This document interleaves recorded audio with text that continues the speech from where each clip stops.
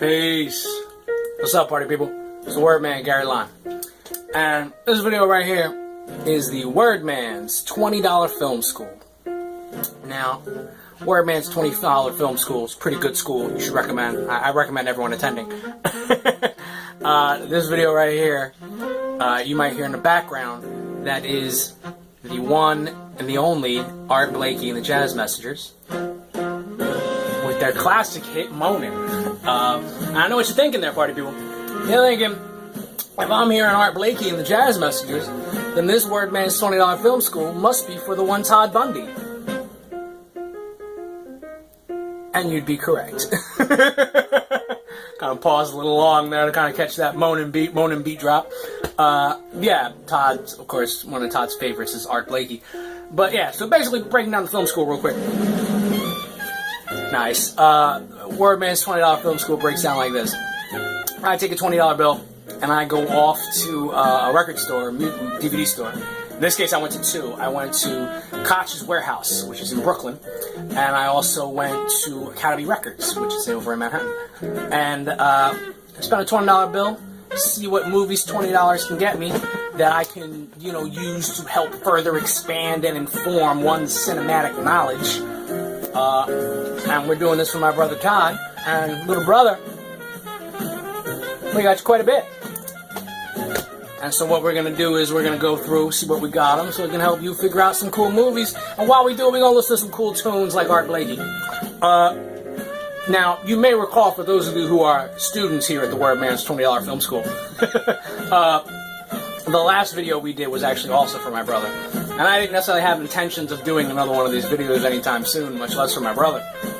However, Todd made a very, very, very fatal mistake.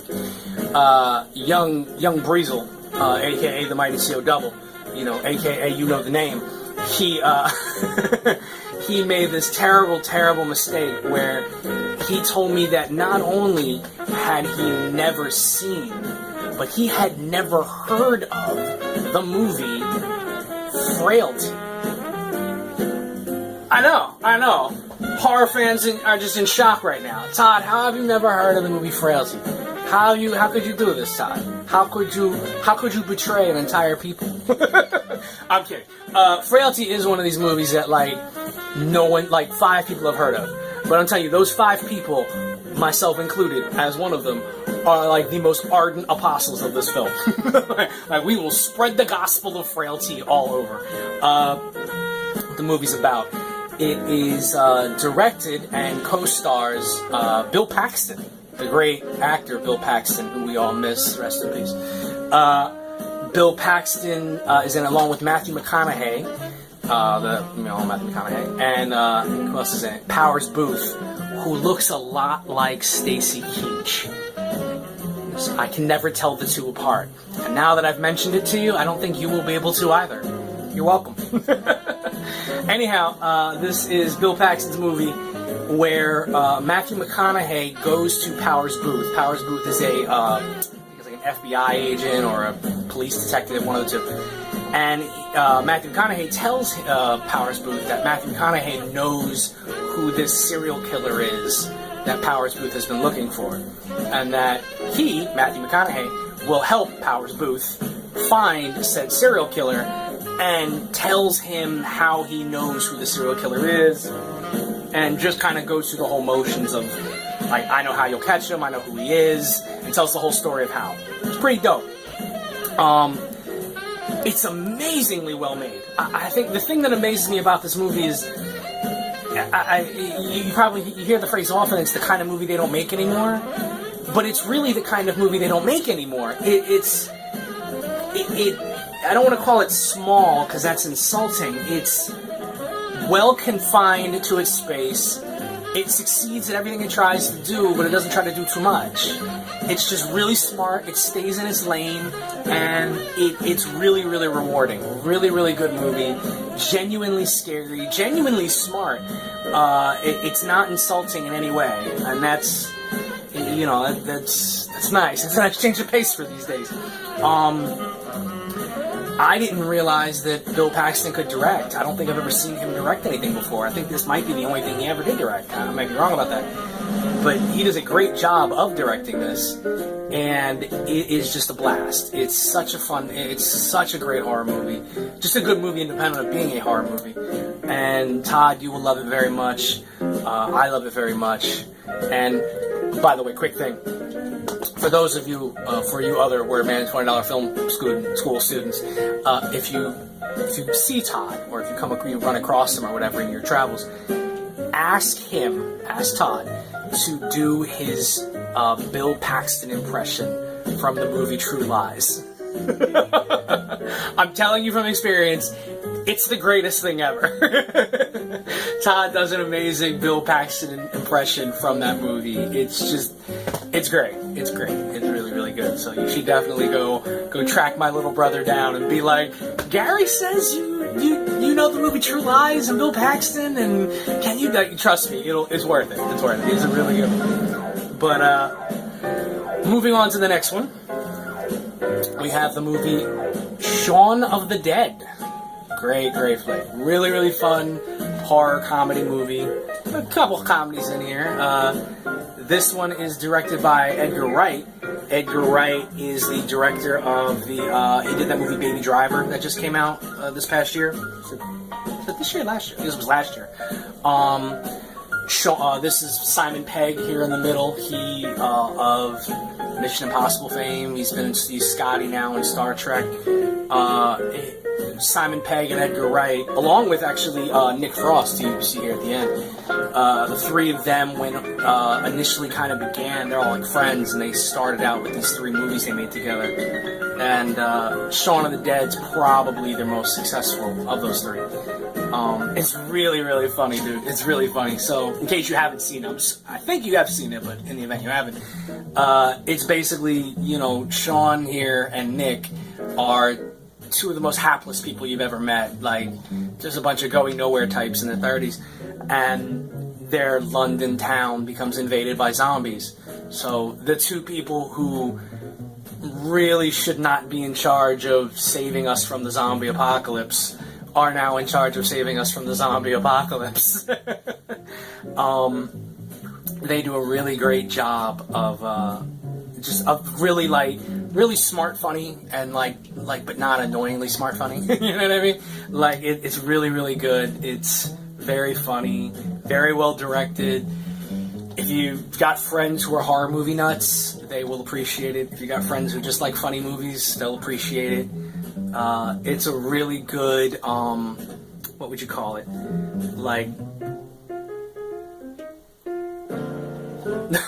Sorry, I had to give that extra little beat drop there.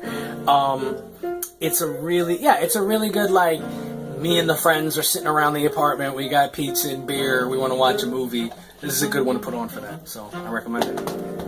The next one I got specifically for you, Todd, because I really think you're going to like it. It is Harvey. That's right, comedy classic Harvey. Quick explanation of what the movie is, in case you don't know it. So great, like Art Blakey, in case you don't know. Jimmy Stewart here plays a man by the name of Ed Dowd. Ed Dowd's best friend is Harvey. Sorry, I gotta stop doing that. Ed Dowd's best friend is Harvey. Harvey is a 6-foot invisible bunny rabbit. Just, take that in. The 6-foot invisible bunny rabbit, that is Harvey. Seen, in air quotes, seen here. Ed Dowd's family decides to put Ed Dowd in a mental asylum, considering the fact that Ed Dowd is friends with the 6-foot invisible bunny rabbit. However, Ed Dowd's, I don't know if it's his sister or someone else, accidentally gets put in his place. It gets taken to the asylum instead of him. And it's a lot of, hilarity ensues, as the saying goes. It's really, really funny. I know you had mentioned, Todd, that you were a big fan of Arsenic and Old Lace. And if you like Arsenic and Old Lace, you'll really like this. The 2 of them are very much in the same lane. They're very much the same kind of comedy. They're both based on Broadway plays, both successful Broadway plays at that. This was a very successful Broadway play, although I don't think it was Jimmy Stewart that was in it, now that I think about it. Nevertheless, great movie, really, really funny. it's amazing because like Jimmy Stewart didn't really do a lot of comedies, not this kind of comedy, you know, and it's really fun to watch him in this. And you know, it's random thing. The movie's actually in black and white, even though it has a cover that's in color. I hate when they do that. Like, don't tell me it's in color if it's in black and white. Like, why are you lying to me? like person who made this DVD, why are you lying to me?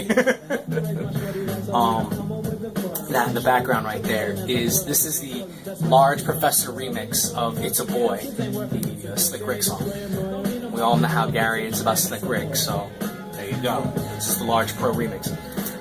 Next up is something a little special, just for the little brother.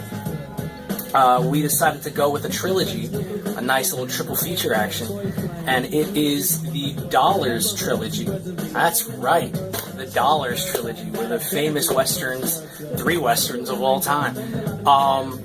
Little brief history lesson here. So, in the 60s, the American Western had kind of started already running its course. It was, you know, kind of running on empty.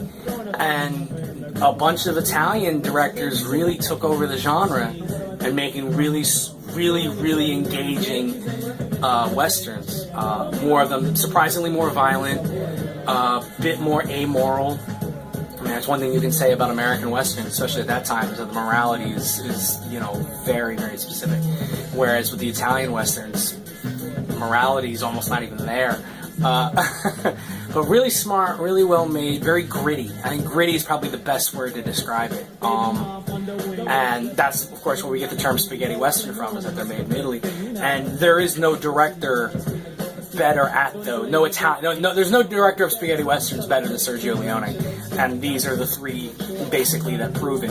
And so, just a quick run through. Fistful of Dollars here. In case you don't know, this movie is an adaptation, actually, of Akira Kurosawa's Yojimbo.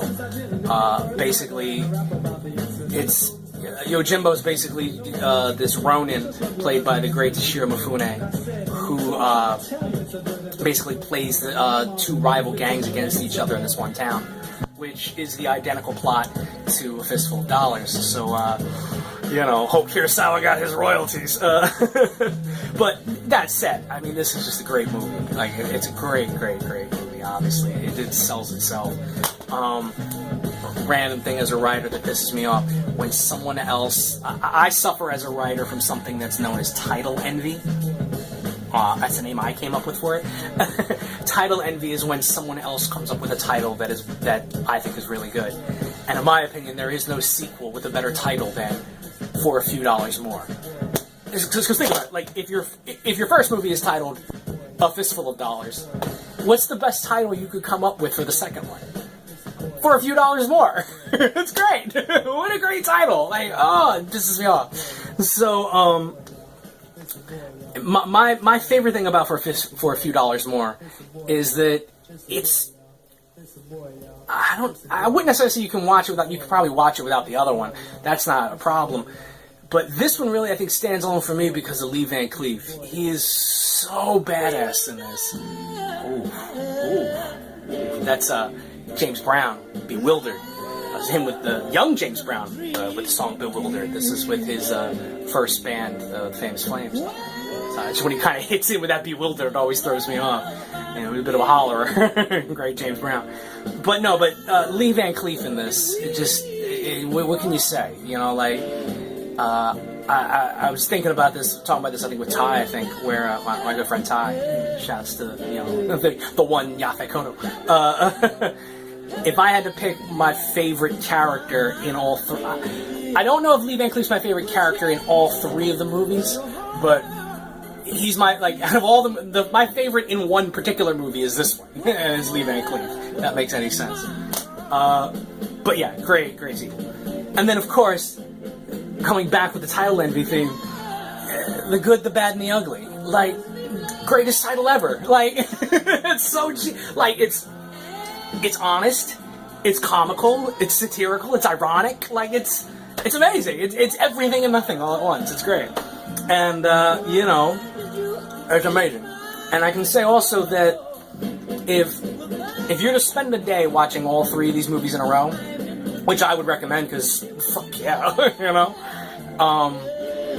So in a sense, kind of makes it almost like one long movie, you know. The ending to The Good, Bad, and the Ugly.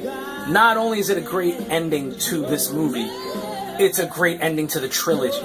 It is, it's so good, where it's just, you know, the shootout between the three of them, the showdown between the three of them, and it's just like, it goes from here, to here, to here, to here, to here, like right on the eyes, you know, like, it's so good, man. It is so, so good. And it's, you know, it's a brilliant movie. Like, it's such a great movie. Yeah, so definitely, now you got something to do on the weekend. It's a good one.